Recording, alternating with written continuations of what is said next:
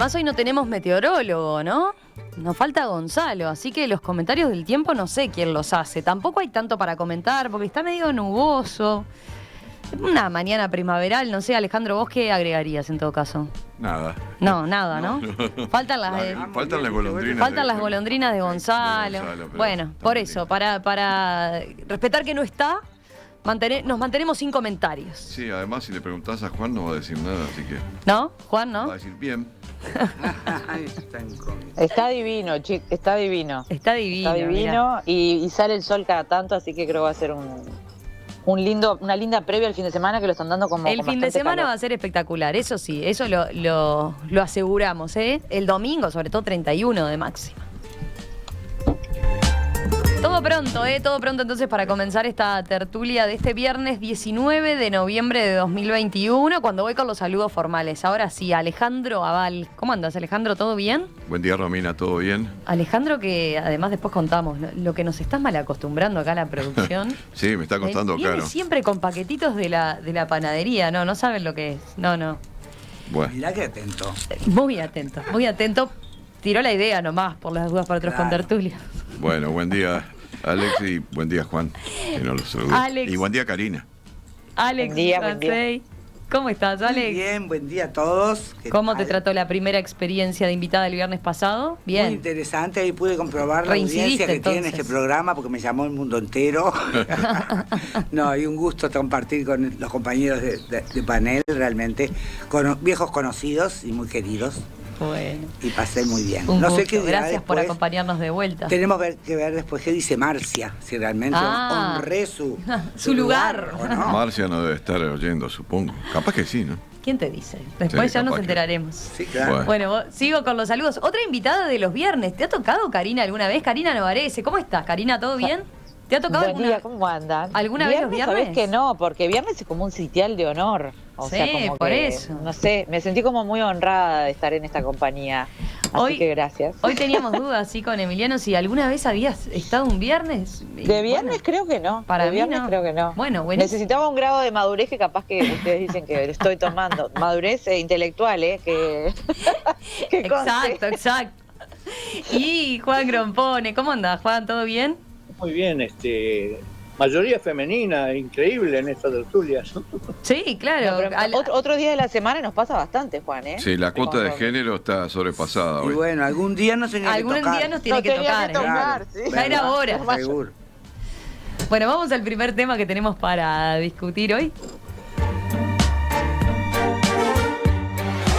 El maestro Juan Pedro Mir propuso acortar las vacaciones de verano en la escuela para que las clases comiencen en febrero. En Uruguay, ustedes saben, los cursos finalizan en general en la segunda quincena de diciembre y se retoman 2 meses y medio después, en los primeros días de marzo. Mir, que fue director nacional de educación en el tercer gobierno del Frente Amplio e integró luego EDU-21, estuvo esta semana aquí en Perspectiva. En la entrevista sostuvo que una pausa estival tan larga como la que existe hoy afecta los niveles de aprendizaje, sobre todo en los sectores más excluidos de la sociedad. Aquellos que no pertenecen a entornos sociales y culturales afines a la cultura escolar que se desarrolla dentro de los espacios escolares, ven un agujero en el proceso que después se paga muy caro en la vuelta en marzo. ¿Agujero de qué tipo? Agujero, por ejemplo, en la capacidad de escritura y de lectura. Mir sostuvo que acortando las vacaciones de 75 a 60 días, retomando los cursos el 15 de febrero, ya hay efectos positivos en el aprendizaje. El maestro, que hoy es director del Colegio José Pedro Varela, agregó que el cambio en el calendario debe estar acompañado por el aumento de la cantidad de horas de clase, sobre todo en la enseñanza pública, donde el 75% de las escuelas son de medio horario.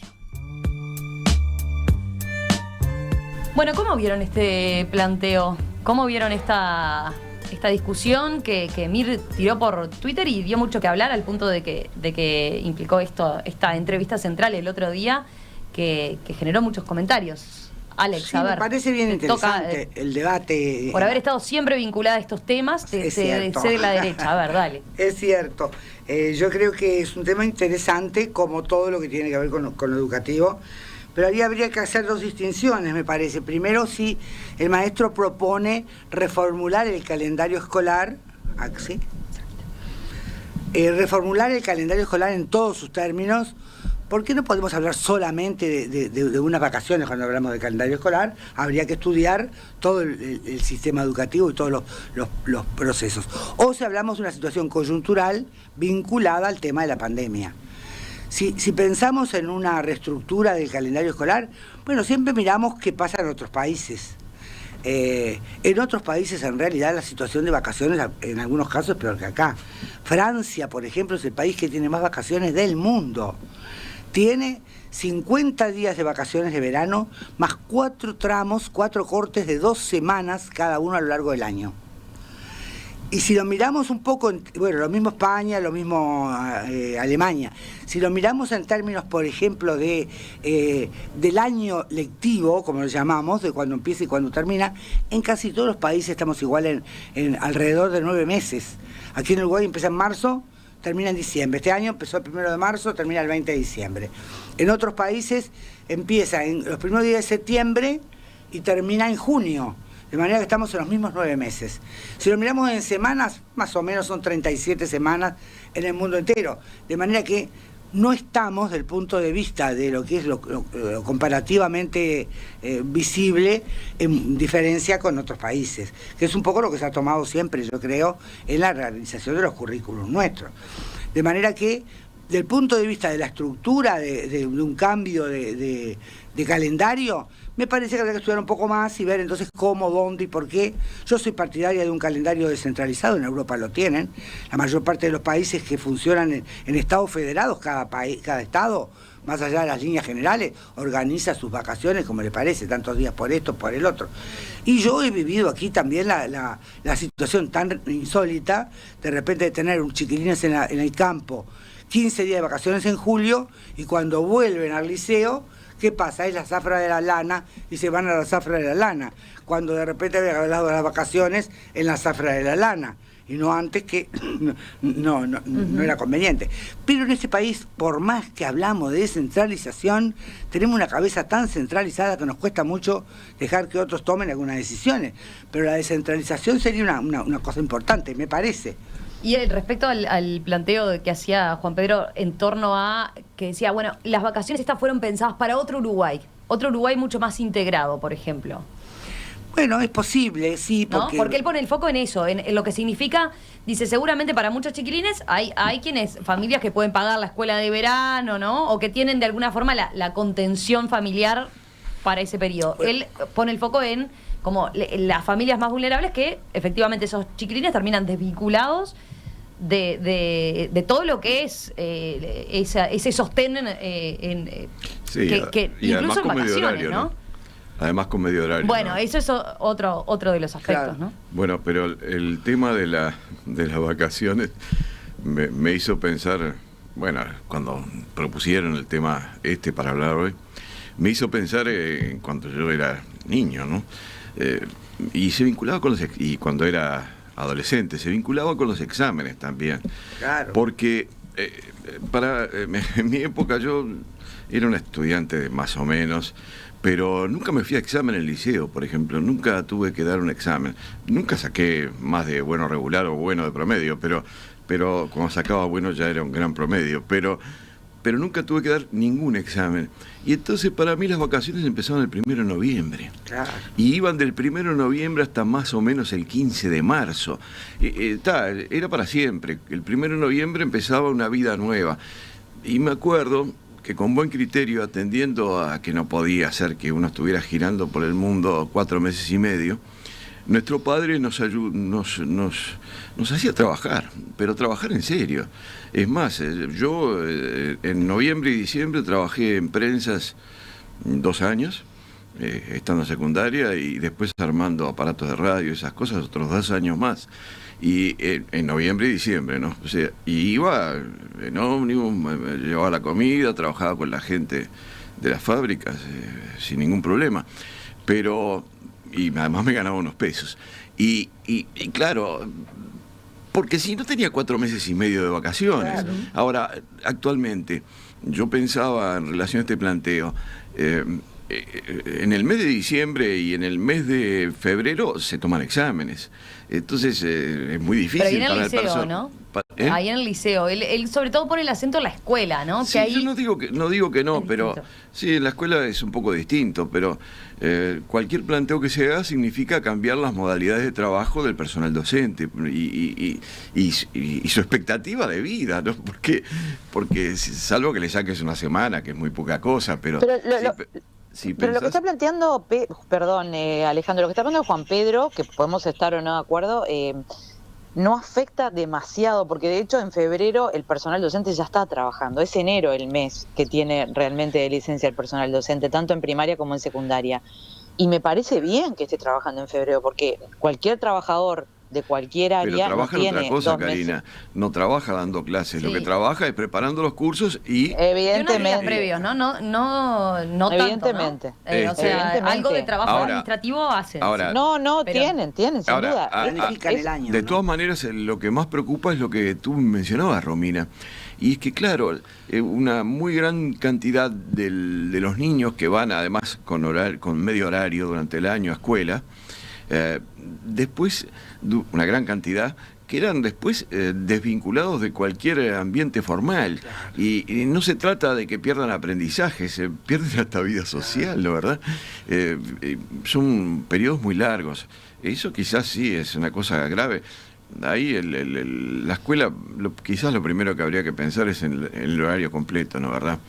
Para las escuelas, en la medida de lo posible, el horario completo, que se ha avanzado en eso, pero no, se ha avanzado... de días, pero sin horario completo, y cuando hacemos las comparaciones también es relativo, es ¿no? que en o sea, la- si en tenemos las escuelas- 75% de las escuelas públicas que tienen solo 4 horas, Y en las escuelas, también es en las diferente, escuelas difícil privadas, comparar. hasta las más sencillas, creo que prácticamente todas tienen horario completo o más o menos completo, no tienen medio horario, incluso las que están en los ambientes, en barrios más complicados. En cambio, las escuelas públicas siguen teniendo medio horario. Eso sí que, diablos, es un tema importante. Y también es importante la vinculación a la cual tú hacías referencia. Durante el 75% de los alumnos o algo así de la enseñanza primaria que tienen medio horario nada más de escuela, después se encuentran con que tienen unas vacaciones muy prolongadas en las cuales la familia tiene que seguir trabajando y no pueden mandarlos a escuelas de verano ni campamentos o quizás algún día, pero no más de eso. sí, está el verano educativo. Es un problema. Y bueno, habrá familias que sí pueden pagar esas colonias de verano, Sí, y habrá muchas pero que la no, mayoría ¿verdad? no. La mayoría no. Y además es mucho más fácil para gente con más nivel económico dedicar más tiempo a sus hijos en esos periodos en que no tienen clase, pero la gente con menos nivel económico o socioeconómico va a tener problemas muy serios, o tiene problemas muy serios. ¿Qué hace con los niños? Se los endosa a los abuelos cuando existen, en fin, todas soluciones que complican. Y terminan muchas veces los chicos en la calle, ¿no? Y en secundaria, en la adolescencia, quizás sea peor todavía eso, por los efectos. Juan, Karina, a ver quién quiere seguir. Dale, Karina. A ver, me parece que la propuesta de Juan Pedro está buenísima porque dispara un debate que no se va a solucionar fácil. Yo no creo que sea para este verano, no soy tan optimista como Juan Pedro para eso. Creo que todos estos cambios son muy complicados porque van en el marco de cambios educativos más amplios, como decía Alex, ¿no? Que no tienen que ver solamente con 10 días o 15 días más de vacaciones. Pero sí dispara toda una discusión que ya lo vimos en la conversación que tuvimos hasta ahora, doble horario, una cantidad de cambios académicos, y no solamente académicos. En algo yo estoy muy de acuerdo con el planteamiento de Juan Pedro, y es que ya la escuela no se puede pensar, y sin embargo curricularmente se piensa solo como académica, o casi solo como académica. Obviamente que son centros de socialización muy importantes, pero en esta vida que hoy tenemos que hacer, que no ha cambiado demasiado después de la pandemia, no hay padres que puedan estar 3 meses cuidando chicos, y lo peor no es que estén en la calle solamente, que algunos están, sino que están encerrados en las casas, y esa fue mi experiencia con mis hijos más chicos, frente a una cantidad de pantallas diferentes, que en algunos casos pueden ser muy buenas, porque yo no soy enemiga de las pantallas per se, pero en otros casos no. Entonces, sí es importante, por un tema de equidad, que haya alguna solución para los veranos. El verano educativo, creo que se llama así el programa, cubre muy poca gente. Está buenísimo, pero cubre muy poca gente, de la gente que realmente lo necesita. Y entonces yo me planteo, si yo tuve problemas durante la infancia de mis hijos, y creo que vos también los debes tener, Romina, para ver qué voy a hacer con cada uno de ellos, tratarles de hacer algo que no sea solamente ni solo deporte, ni solo estudiar, ni solo robótica o lo que sea, y además eso tiene obviamente un correlato económico importante porque no es nada barato. Imagínate la gente que directamente no tiene la posibilidad de pensar en una opción de este tipo. Ahí sí la opción es el vecino, algunas redes barriales, algunos clubes barriales, algunos colegios católicos que en la periferia dan alguna opción, pero realmente es muy difícil encontrarlo. Entonces yo no digo acortar un mes de vacaciones, digo encontrar alguna opción para los chiquilines que realmente tienen necesidad de estar en algún lugar que no sea solos en su casa, como sucede muy usualmente y desde edades muy tempranas. Y después, con respecto a cortar vacaciones, creo que hoy en día se podría, y sobre todo para pensar en propuestas que no sean las varelianas típicas, es decir, no solamente para estudiar matemáticas, historia, biología, sino una cantidad de disciplinas que hoy en día forman parte de lo que se pide de un currículum cuando vas a buscar trabajo. Dejo por ahí después, tengo algunos otros temas. Juan, te escuchamos. Bueno, yo estoy de acuerdo en principio con la propuesta de Juan Pedro. Creo que es insuficiente el horario escolar y el calendario escolar, es absolutamente insuficiente. Y además esto se muestra en que hoy estamos en una emergencia educativa, en la educación primaria, por empezar. Es decir, hay analfabetismo funcional y además deficiencias en el conocimiento matemático al salir de la escuela. Es decir, y eso es serio, eso es muy serio. Además, estoy seguro que encontrará una oposición sindical, a pesar de la aparente compensación de trabajo, ¿no? Es decir, creo que sí, porque todo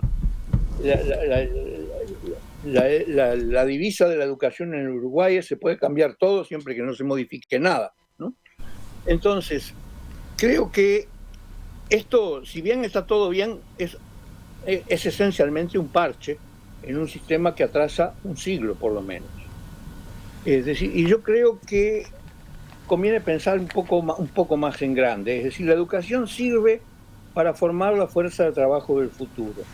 De modo que las cosas hay que tomarlas por la punta en que comienzan.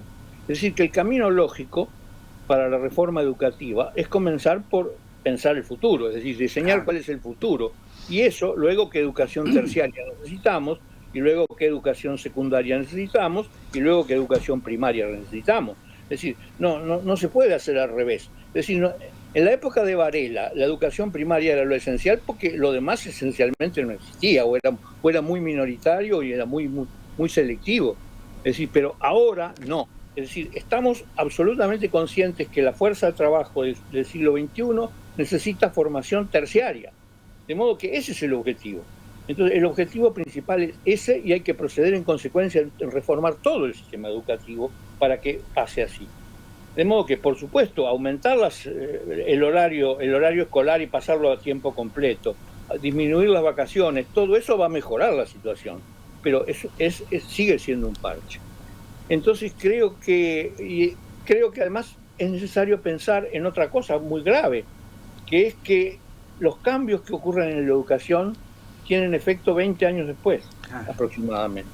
Entonces, todo lo que no hicimos en los últimos 20 años, quiere decir que nos lleva otros 40 años de soledad, 40 años de soledad. Es decir, si empezáramos hoy la reforma educativa, entonces solo habríamos perdido 40 años, tomando como última reforma la de Rama, ¿no? Tomando en general lo que considero. Es decir, que habríamos perdido 40 años si empezamos hoy.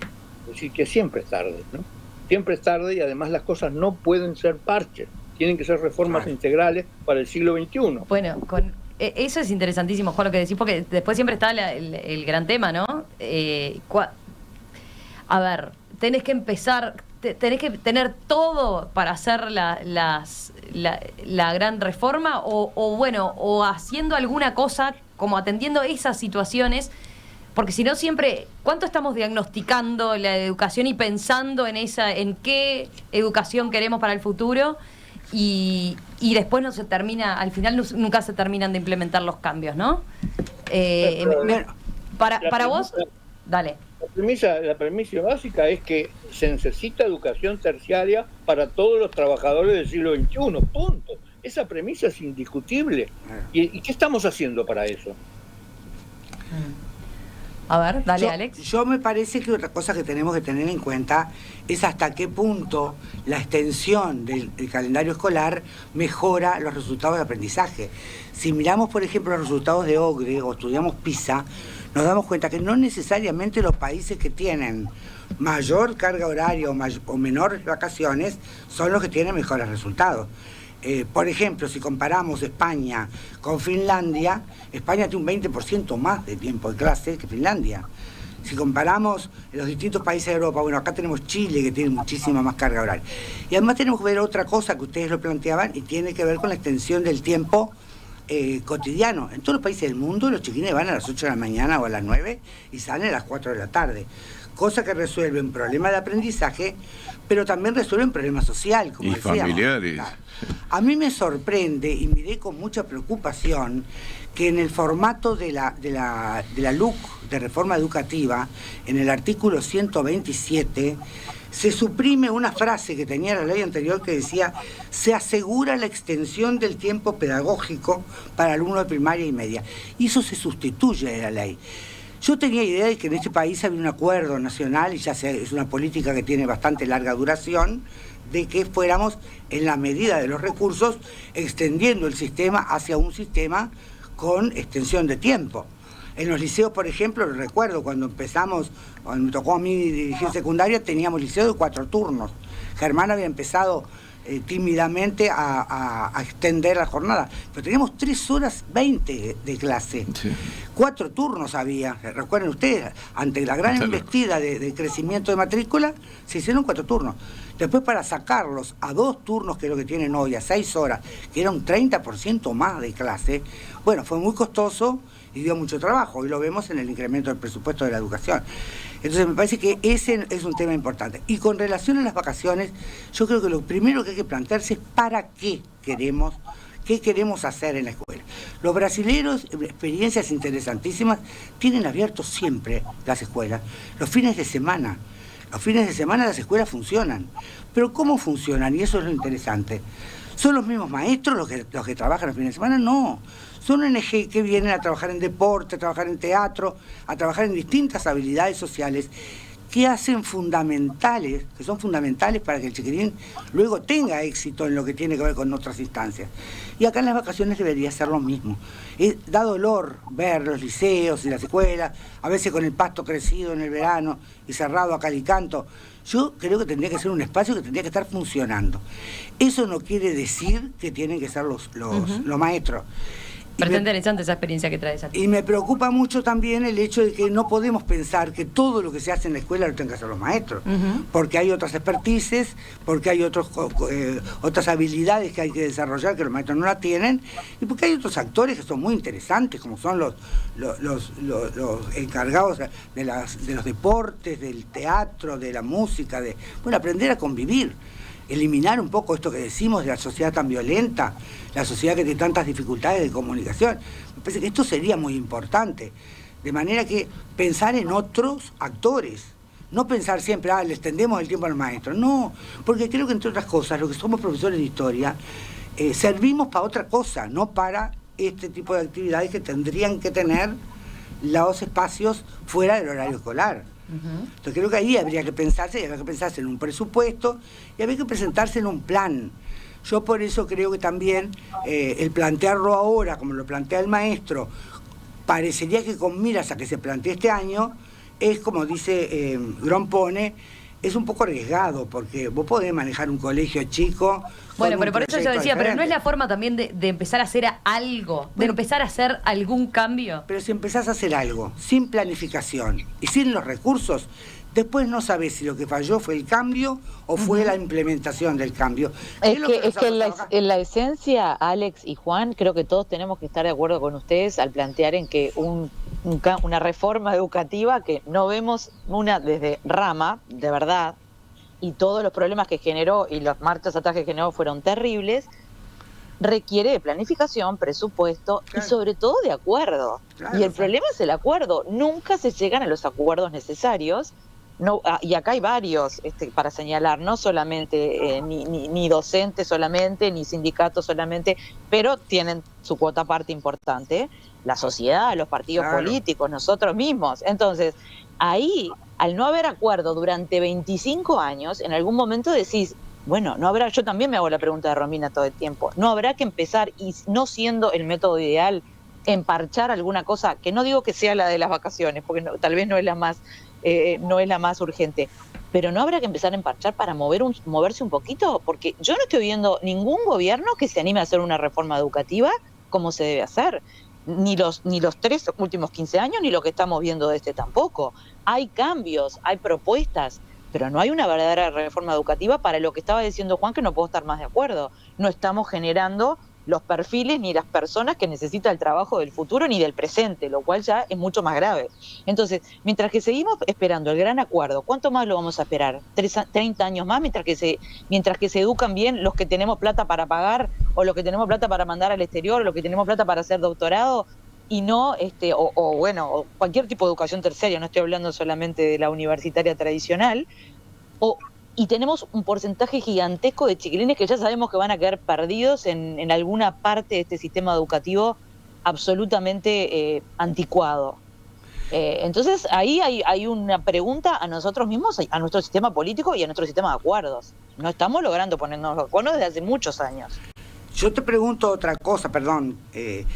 La pregunta sería, ¿en qué nos tenemos que poner de acuerdo para hacer una reforma educativa?